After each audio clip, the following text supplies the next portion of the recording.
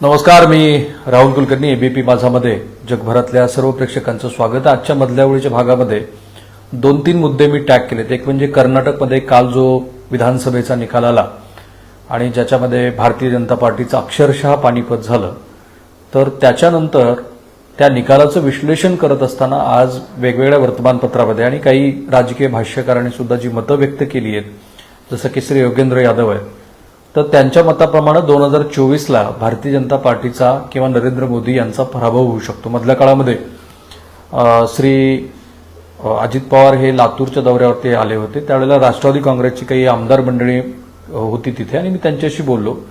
तेव्हा ते असं म्हणाले की श्री शरद पवार हे त्यांना काही आकडेमोड करून सांगतायत आणि ते असं सांगतायत की नरेंद्र मोदी यांना जे अपेक्षित आहे की 2024च्या निवडणुकीमध्ये त्यांना यश मिळेल तसं मिळण्याची शक्यता श्री शरद पवार यांना कमी वाटते.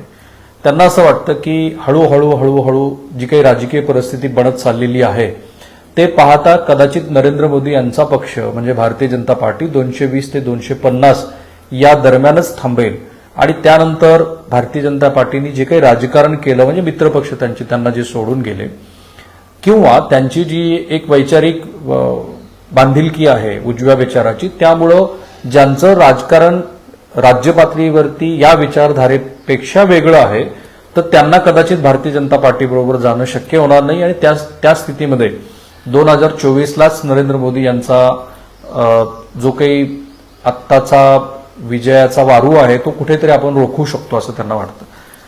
तवलीन सिंग यांचं दरबार नावाचं फार छान पुस्तक आहे, ते माझ्याकडे संग्रही आहे.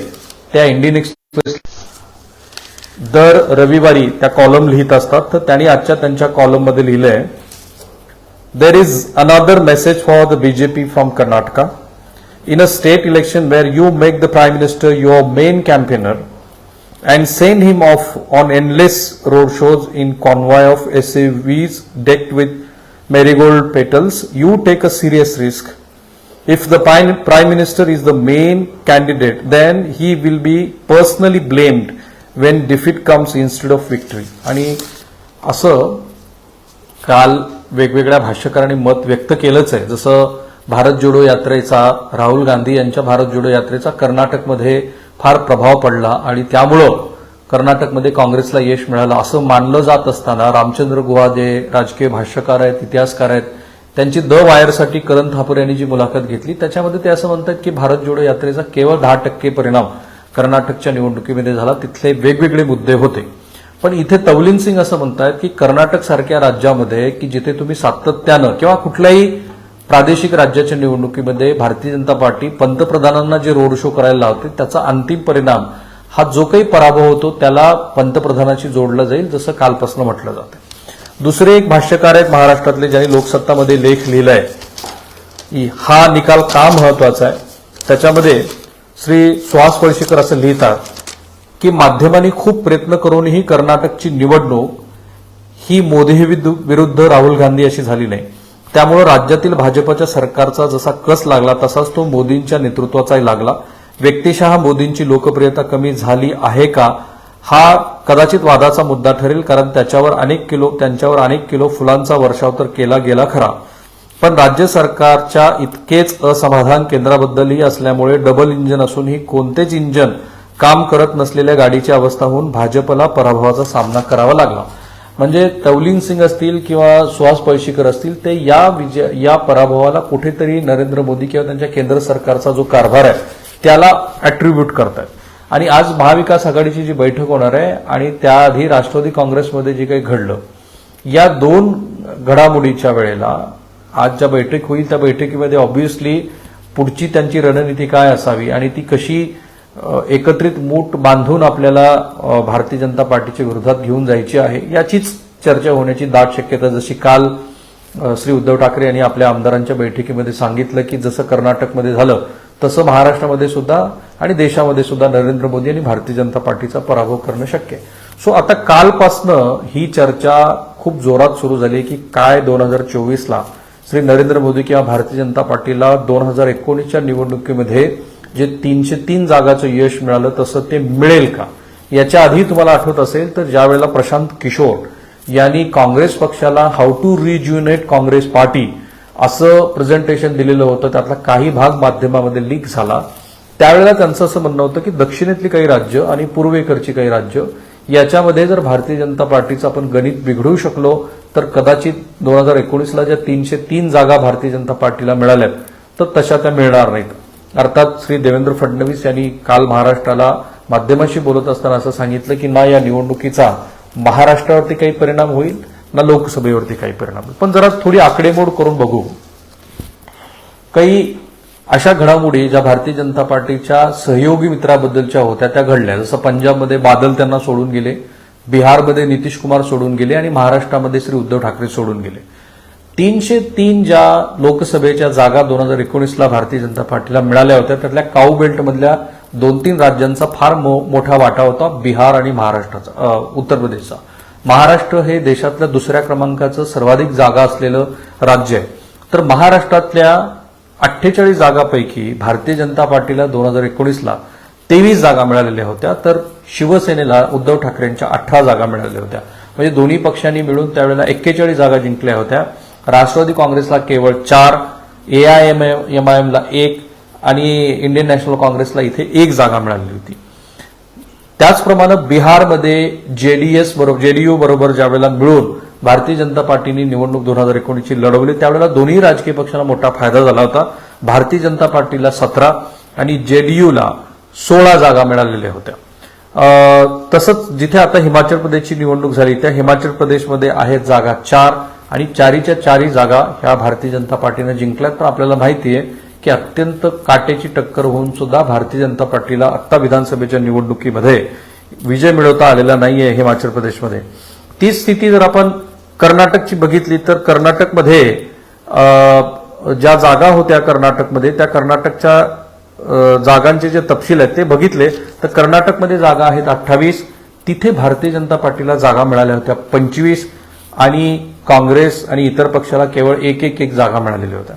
आता बिहार, हिमाचल प्रदेश, कर्नाटक आणि महाराष्ट्र या राज्यामध्ये की जिथे भारतीय जनता पार्टीला अनुकूल अशा गोष्टी घडलेल्या नाहीत. आता महाराष्ट्राचा मी यासाठी यात समावेश करतो की महाराष्ट्रामध्ये पारंपरिक पद्धतीनं आपण जर बघितलं तर भारतीय जनता पार्टीच्या मताचा जो वाटा आहे तो 27% पुढे गेलेला नाही. 2 पोटनिवडणुकीच्या ज्या महाराष्ट्रात झाल्या त्याच्यामध्ये जे गणित तयार झालं ते गणित भारतीय जनता पार्टीच्या विरोधात गेलं. अपवाद त्याला पिंपरी चिंचवडचा होता पण तिथेही महाराष्ट्राला माहिती की राहुल कलाटे जर उभारले नसते तर काय स्थिती झाली असती. तर त्या आकडेमोडवर आधारित राहूनच महाराष्ट्रातल्या गणितांची मांडणी केली जात असल्यामुळं महाराष्ट्रातल्या 23, बिहारमधल्या 17, कर्नाटकमधल्या 25 आणि हिमाचलमधल्या 4 अशा जागा की जिथे काही ना काहीतरी घडलेलं आहे. एक राज्य तर भारतीय जनता पार्टीच्या हातातनं गेलंय, कर्नाटक हातातनं गेलेलं आहे, महाराष्ट्र आणि बिहारमध्ये त्यांचे मित्रपक्ष हे त्यांच्या बरोबर नाहीत. ह्या अशा जर 69 जागा जर तुम्ही कुठल्याही कारणामुळं अडचणीत आहेत असं जर गणित जे मांडलं जात आहे तसं गृहीत धरलं तर भारतीय जनता पार्टीची जी टॅली आहे ती 303 वरून 234 इथपर्यंत खाली येते. 272 हा आपल्या लोकसभेतल्या मताचा बहुमताचा आकडा आहे. समजा याच्यामध्ये आपण दिल्ली आणि पश्चिम बंगालचा समावेश करू कारण दिल्ली आणि पश्चिम बंगालमध्ये नंतर विधानसभेच्या निवडणुका झालेल्या आहेत आणि त्या निवडणुकीमध्ये हे खरं आहे की दिल्लीमध्ये मतदारांनी आणि त्याचंच नंतर आपल्याला विश्लेषण करायचं आहे. पण आधी दिल्लीमधल्या 7 जागा आणि बंगालमध्ये भारतीय जनता पार्टीला जे यश मिळालेलं होतं त्याच्यामध्ये भारतीय जनता पार्टीला तब्बल 16 जागा ह्या जिंकल्या होत्या त्यांनी. म्हणजे दिल्लीतल्या 7 आणि पश्चिम बंगालमधल्या 16 अशा ज्या 23 जागा होतात अधिक आधीच्या 69 या दोघांची टॅली होते ती होते 81. आणि मग श्री शरद पवार आणि ही जी नेते मंडळी किंवा प्रशांत किशोर आणि तत्सम जी मंडळी महाराष्ट्राला गृहीत धरून किंवा देशातलं जे सध्याचं चित्र आकडेमोड करतात ती असं सांगते की भारतीय जनता पार्टीच्या जागा 2019च्या तुलनेमध्ये जर या राज्यामध्ये खूप मोठं आव्हान भारतीय जनता पार्टीच्या समोर उभं राहिलं तर 303 वरून त्या 222 पर्यंत येतात. पुन्हा एकदा बहुमताचा आकडा हा 272 आहे. त्यामुळे ह्या सगळ्या मंडळींना असं वाटतं की या केसमध्ये श्री नरेंद्र मोदी यांच्या विजयाचा जो वारू आहे तो आपण 2024लाच थांबवू शकतो. आता ही सगळी आकडेमोड झाल्यानंतर प्रत्यक्षामध्ये असं अनेक राज्यामध्ये लक्षात आलेलं आहे, अगदी पश्चिम बंगालमध्ये पण. कारण मी पश्चिम बंगालची विधानसभेची निवडणूक पण कव्हर केली आहे. देशातली 2014ची लोकसभेची निवडणूक देशातल्या अनेक राज्यामध्ये फिरून, तशीच 2019ची निवडणूक देशातल्या अनेक राज्यामध्ये जाऊन फिरून कव्हर केलेली आहे. सर्वसाधारणपणे अगदी 2 राज्याचं उदाहरण बघू, एक गुजरात आणि दुसरं बंगाल. गुजरातमध्ये काँग्रेस पक्षानं मागच्या निवडणुकीमध्ये भारतीय जनता पार्टीला काटेची टक्कर दिली होती. तिथे 70 विधानसभेच्या जागा निवडून आल्या होत्या. प्रत्यक्षामध्ये मी जेव्हा त्या राज्यात लोकसभेची निवडणूक कव्हर करत होतो त्यावेळेला मात्र लोक राज्यातल्या नेतृत्वाच्या विरोधात बोलत होते. प्रत्यक्षात लोकसभेला मात्र त्यांना नरेंद्र मोदी यांना निवडून द्यायचं होतं. आणि हे जसं जसं आमचं कव्हरेज सुरू झालं तसं तसं काँग्रेस पक्षातल्या अनेक जणांना असं वाटलं की हे बायस कव्हरेज आहे. प्रत्यक्षामध्ये लोकसभा निवडणुकीचा निकाल जेव्हा आला तेव्हा 100% विजयाचा रेट तिथे आपल्याला भारतीय जनता पार्टीचा दिसला. याच्या उलटी परिस्थिती होती पश्चिम बंगालमध्ये. पश्चिम बंगालच्या विधानसभेच्या निवडणुका ह्या लोकसभेनंतर झाल्या आणि त्या निवडणुकीमध्ये ज्या वेळेला मी लोकसभा निवडणूक कव्हर करत होतो त्यावेळेला लोक असं म्हणत होते की देश में दादा राज्य में दीदी. आणि त्यांनी दाखवून दिलं 16 जागा विधानसभेच्या लोकसभेच्या 16 जागा श्री नरेंद्र मोदी यांच्या पक्षाला दिल्या. सो भारतीय मतदार हा सातत्यानं आपल्याला असं दाखवून देतो आहे की तो विधानसभेच्या निवडणुकीमध्ये वेगळा विचार करतो आणि लोकसभेच्या निवडणुकीमध्ये वेगळा विचार करतो. देशातलं सर्वाधिक आदिवासी लोकसंख्या असलेलं राज्य हे ओडिशा आहे आणि ओडिशाच्या विधानसभेच्या आणि लोकसभेच्या निवडणुका ह्या एकत्रित झाल्या. लोकसभेला भारतीय जनता पार्टीला तिथं कधी नव्हे एवढं यश मिळालं, पण विधानसभेला त्यांनी नवीन पटनायक यांच्या पक्षाला अत्यंत भरघोस अशा पद्धतीचं यश पदरात टाकलं. म्हणजे आदिवासी सारखा समाज की ज्याला आपण कथितरित्या मागास वगैरे समजतो त्या समाजानं सुद्धा हे दाखवून दिले या देशाला की त्याच्याकडे पुरेशी राजकीय समज आहे. ती आज नाहीये, अगदी आणीबाणीच्या काळामध्ये सुद्धा श्रीमती इंदिरा गांधी यांचा जो पराभव त्यांनी करून दाखवला तेव्हापासूनची आहे. आणि त्यामुळं श्री नरेंद्र मोदी यांच्या विरोधामध्ये देश पातळीवरती जोपर्यंत एक मोठं असं नेतृत्व उभा राहत नाही, ते विशेषतः नरेंद्र मोदी यांच्यासारख्या नेत्याला पर्याय म्हणून समोर येत नाही, तोपर्यंत भारतीय जनता पार्टीचा आणि श्री नरेंद्र मोदी यांचा पराभव होईल का हा मोठा प्रश्न आहे. माझ्या मते असं होण्याची शक्यता तुर्तास तरी फार कमी, अर्थात वर्षभराचा कालावधी आणि त्याच्यात बऱ्याच घडामोडी घडणार आहे. दुसरी गोष्ट अशी आहे की जवळपास 200-225 लोकसभेच्या अशा जागा आहेत की इन्क्लुडिंग हिमाचल प्रदेश, बिहार आणि दिल्ली की ज्या ठिकाणी काँग्रेस आणि भारतीय जनता पार्टी यांची एकाच एक फाईट होते. आणि हे बघितलेलं आहे 2014 आणि 2019ला ज्या वेळेला अशा पद्धतीची एकाच एक फाईट होते त्यावेळेला भारतीय जनता पार्टीच्या विजयाचा स्ट्राईक रेट हा 99% आहे.